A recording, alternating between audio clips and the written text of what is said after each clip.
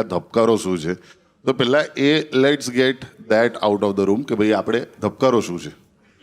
ધબકારોના દિગ્દર્શક આટલા મોટા મહાન national award winner Abhishek Shah અહીંયા હોય એનો એમના હું ધબકારો ફિલ્મ વિશે બોલું તો એ યોગ્ય ના કહેવાય. અભિષેક પ્લીઝ ઓવર ટુ યુ. તો મને છે ને મારી પહેલી બંને ફિલ્મો હેલ્લારો અને ઉમરોના ઇન્ટરવ્યૂઝમાં બહુ બધા લોકોએ પૂછ્યું કે દર વખતે સ્ત્રીઓની ફિલ્મો જ કેમ બનાવો છો? એટલે આ ત્રીજી ફિલ્મ છે. જેટલા લોકોએ બંને ફિલ્મો જોઈ હશે એ લોકોને ખાસ કહેવાનું કે આ ત્રીજી ફિલ્મ જે છે એમાં બહુ બધી સ્ત્રીઓ નથી. આ સ્ત્રીમાં આ સ્ત્રી બોલે ગયું. આ ફિલ્મમાં એક પુરુષની વાત છે અને 65 વર્ષનો એક માણસ છે, એના જિંદગીની વાત છે. ને દેવેન ભોજાણીએ બહુ જ અદ્ભુત પરફોર્મન્સ કર્યું છે. વાહ. અને હું લવારીના આ સ્ટેજ પરથી મારી ફિલ્મના વખાણ નહીં કરું પણ એટલું ચોક્કસ કહીશ કે તમે આવા દેવેન ભોજાણીને નહીં જોયા હોય ક્યારે.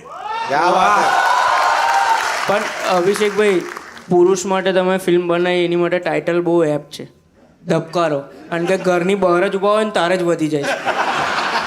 કારણ કે આપણે ઘરની બહાર ઊભા હોય ને તારે એક વાઇબનો પવન આવે કે આજે અંદર કશું થવાનું છે અને એમાં ધબકારા એકદમ ફૂલ થઈ તું તો સિંગલ છે, તને તો બીજાના ઘરની બહાર તો નહીં ઉભો રહેતો ને કે નાલે એના મમ્મી પપ્પાને દરરોજ જોતો હશે ને એટલા માટે. મારે ભાઈ ટાઇટલને લઈને પૂછવું છે કે તમારી પિક્ચરોમાં એક વસ્તુ કોમન છે, હેલ્લારો, ઉમરો, ધબકારો. ઓ કેમ કોમન રહે છે બધામાં? રો એકદમ? રો હા, રો રો રો. એવું તો કોઈ કારણ નથી પણ બધા આવી રીતે પૂછે તો મજા આવે છે. એ તો હવે તમે વોટર ક્રાઇસિસ પર એક પિક્ચર બનાવો, આરો. પૈસાવાળા લોકોનો પ્રોબ્લેમ આરો.